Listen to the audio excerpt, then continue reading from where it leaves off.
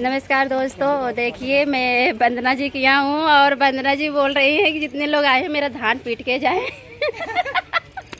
और ये वंदना के ननद है ना, और ये ज्यादा बैठ बैठ खातिन भैया ये नहीं से कुल धान पिटवाई हम सब पीटब उटब ना हो पिटबू नहीं नहीं कहे ना भौजाई से पिटवाओ की और भौजाई नहीं भाई तू पीटा।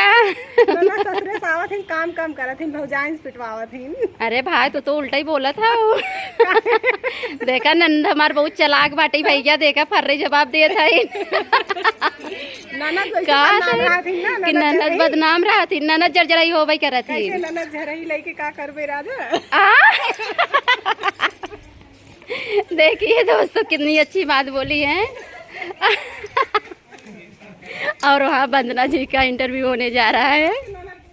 और देखिए यहाँ मंदिर है, दुर्गा जी की मंदिर है और वंदना जी का इंटरव्यू होने जा रहा है। भैया देखिए वंदना जी कहाँ है, ये या इनको हंस